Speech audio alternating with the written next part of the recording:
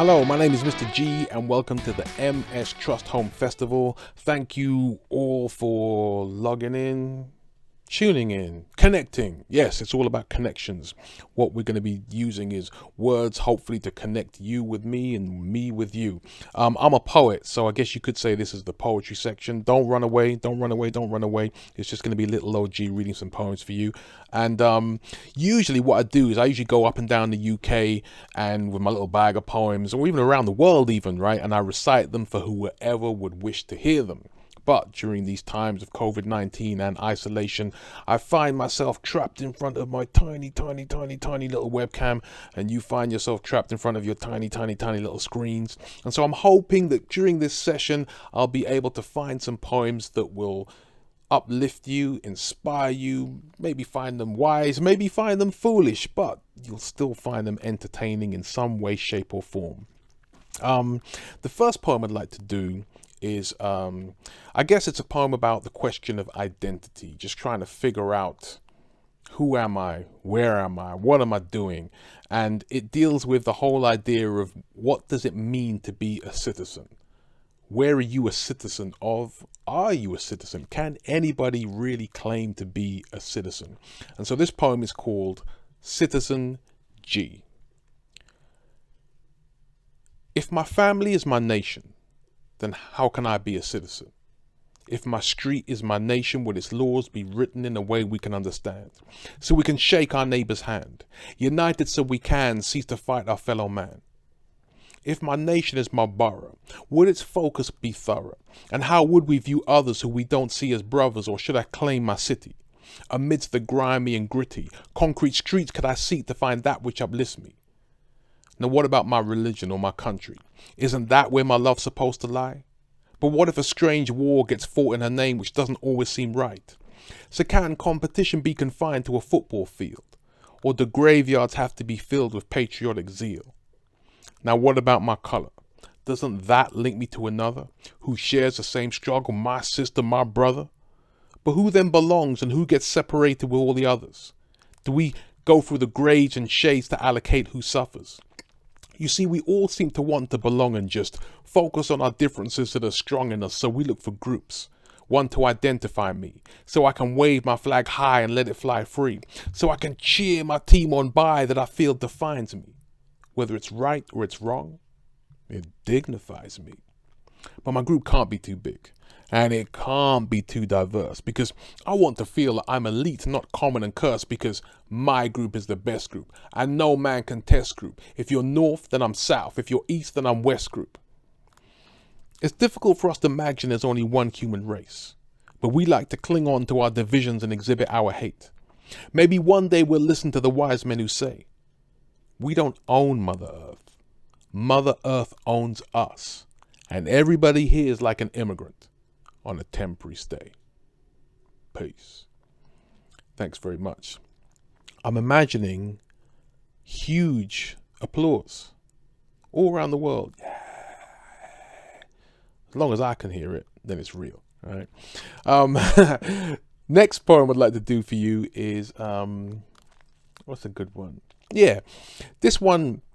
It's a love poem. I think that we all need a little bit more love in the world. Love is it's the oil that runs the machine, that keeps us all moving, that keeps us all going. What else is there but love to live for? And like most poets and songwriters and playwrights and storytellers, I've tried to tackle the enigma that is love. And trust me, it is the enigma.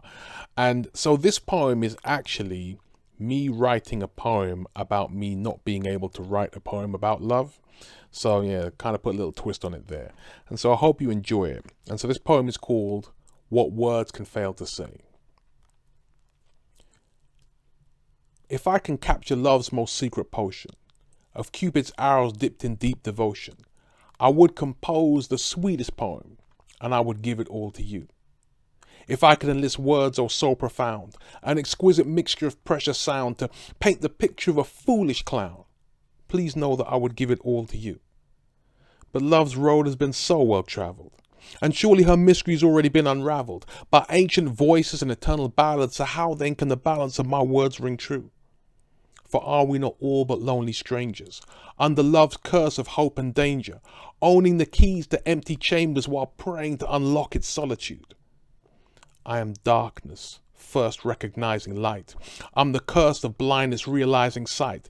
Yet I yearn for a kindness so long denied, and no words can describe my desire for life. No phrase can attempt to compose completeness. No flowers or cards can amend my weakness. You can paint a million hearts, but what I seek is far beyond the mask of such grafted sweetness. So I wish you all well on your future journeys, walking softly yet treading firmly. If my words fail to connect, let it not concern me, because shadows can only exist under the guidance of light. Yet if only I could capture love's most secret potion, of Cupid's arrows dipped in deep devotion, I would compose the sweetest poem.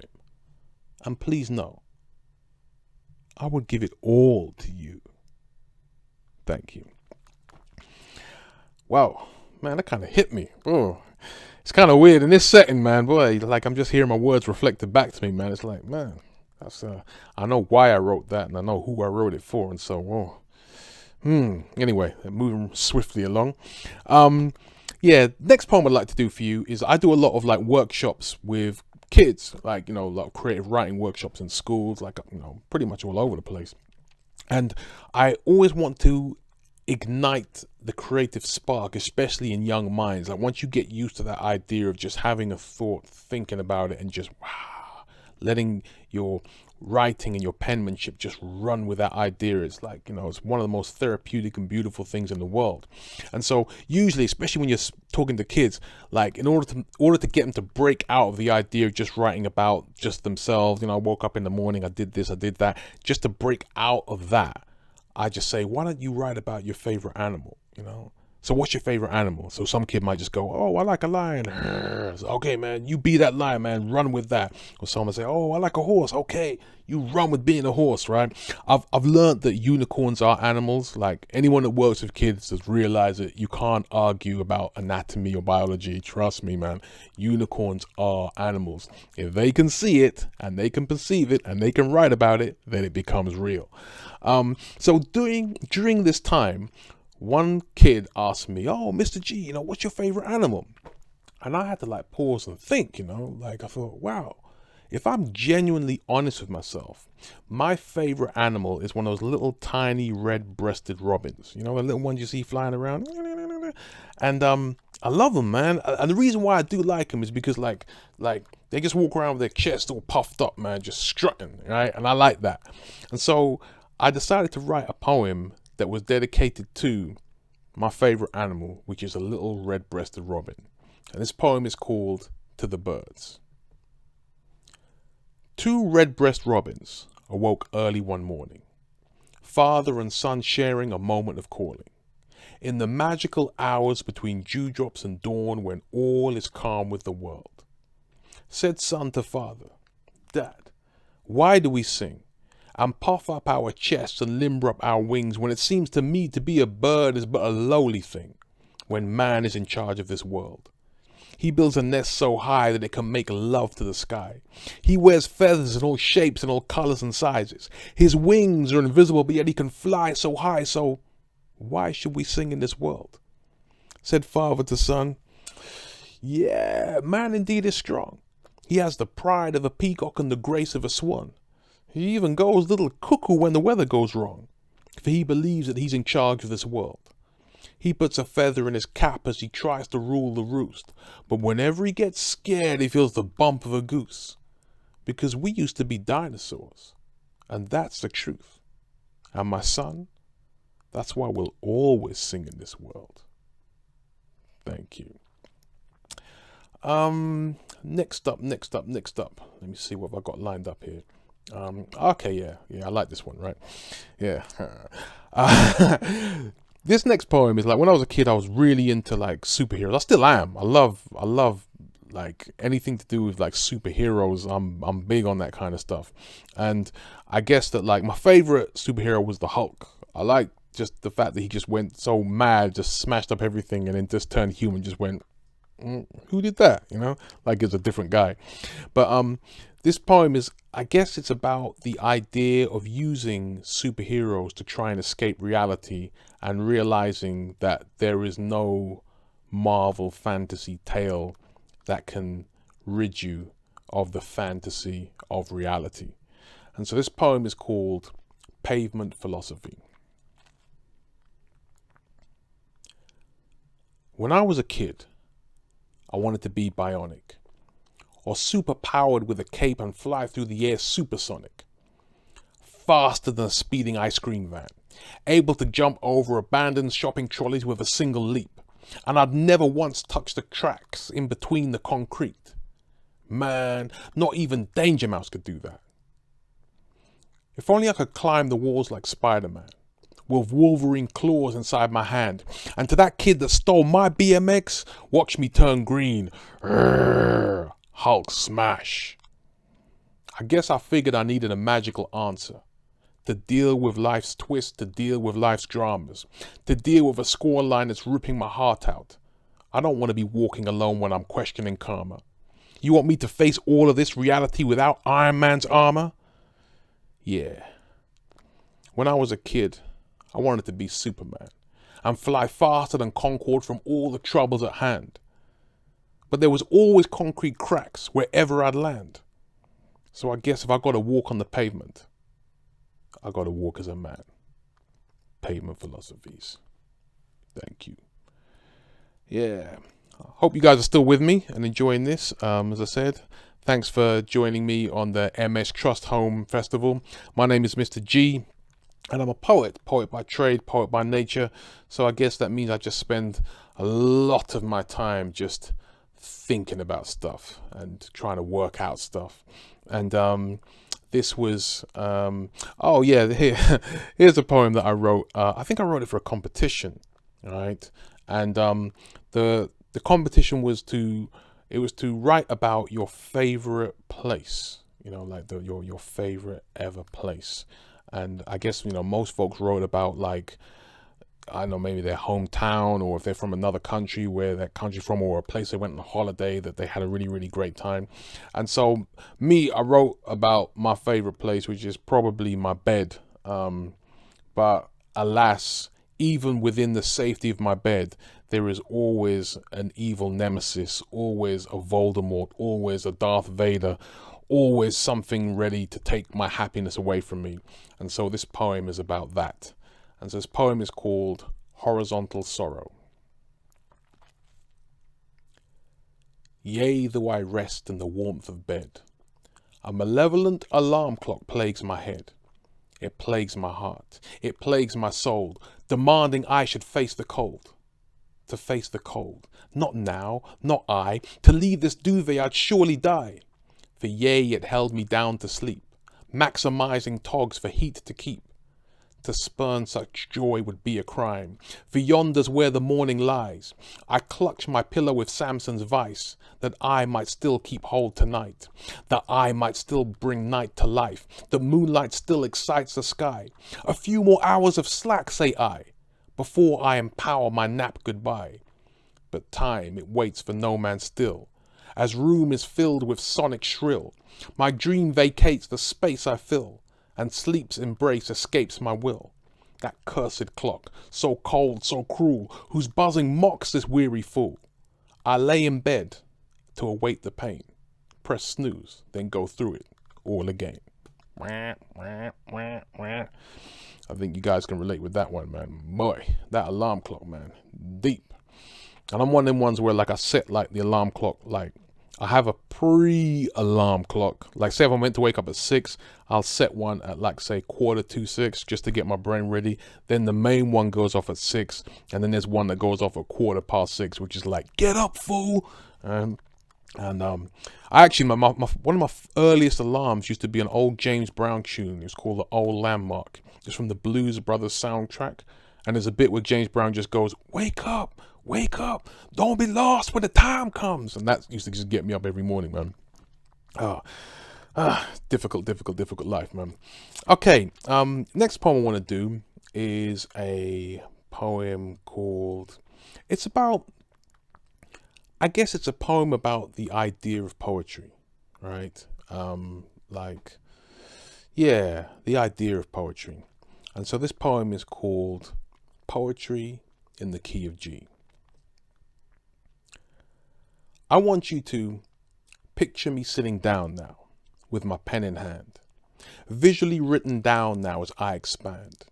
I've got a poem about poems as I see them and know them. I can turn mental acorns to oaks, I simplistically clothe them.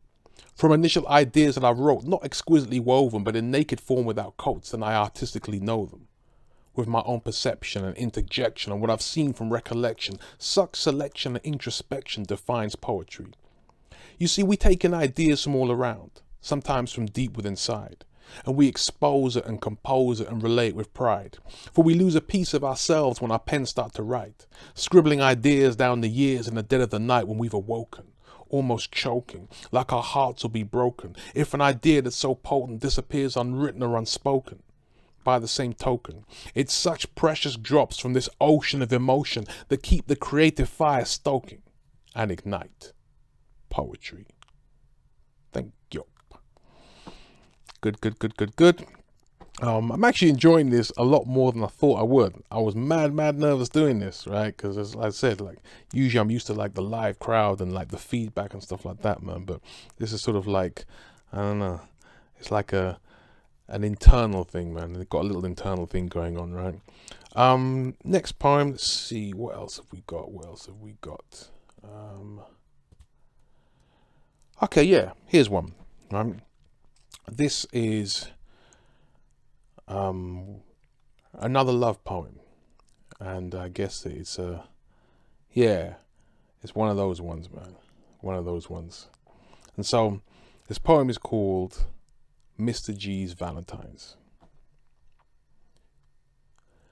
You're the most beautiful sight that I've ever seen. My eyes will boast total delight and revel in your gleam. But do I have to fiend and scheme to make you my queen? Face the knockbacks and the stushness that would dent my esteem? Is it love or is it lust? Only time will tell. While my heartbeat excels and my trousers swell, I've got fantasies of ecstatic that plague my mind with erratic thoughts of how to inhabit your space and time. But you see, I remember, before I had a car, I bought those one-day travel cards real late at night. The train ride propelled me far to invade your sight. Then I went home on a night bus cussing hard because my lyrics weren't right. And I laugh at the things that I do. The mean stares from your brother. Hearing, she could do better from your mother. Propositions from your sister, opposition from your father. The times I've said to myself, why the fuck do I bother? And I laugh at the things that I do. I go shopping around town with you and your friends. You try on the same outfits in different stores and ask me to judge them. But I'm in nice guy mode, so I flatter them. And they're in nice girl mode, so they smile and pretend not to know our bedroom secrets that you've already told them. How I can stroke you this way, and I can kiss you like that. Do they know how long I can stay and how much meat that I pack? Do they know that once I climax, I'm asleep on my back? Shh. Yeah, you go ahead and laugh at the things that I do. Then there's the missed periods and the drama they bring. The pleasure turns serious as our queens demand kings. I guess it's because it seems that we're doing nothing when our dreams turn to dust and reality kicks in. I frustrate and stagnate you that my plans haven't grown. I used to thrill and elate you, but now there's a change in your tone. My mistakes are inflated, my failings are pointed out, just like teachers red pen slated my homework with clout. The confidence once admired, you've replaced it with doubt that our love has expired and you'll embrace a way out. So what next? Let's take a step back and focus on that which we have and not that which we lack. I laugh at the things that I did so that it's you that I could be with forever. Forever, ever? Maybe for just a little bit. To all you beautiful ladies, I dedicate this Valentine's. You see, Mr. G thought that maybe you want to hear a conscious rhyme. You know, one where I inject words selective, you deserving respect and reflect with regret over our years of neglect. Because you've carried our weight and I admit that we're in debt. So I expect that I'm correct that you wish to collect. But my rhyme wouldn't shine if it sidestepped sex. Why you think I mind and get vexed every time you talk to your ex? Should I lie and deny I like the taste of your sweat? You know that every time we argue it gets me upset. Am I rude to include visions of you in the nude so I can ravish you like cooked food? Oh, I'm sorry, that's crude. I don't mean to offend with this mixed message I send. Perhaps I should sit back, retract, and write this conscious rhyme again. You see, I'm conscious that we got problems that we need to overcome. I just hope that once we solve them, we can go back to having fun. Ladies and gentlemen, thank you very much for indulging with me. Please, please, please enjoy the rest of the MS Trust Home Festival. I've been Mr. G. Thank you very much, and goodbye.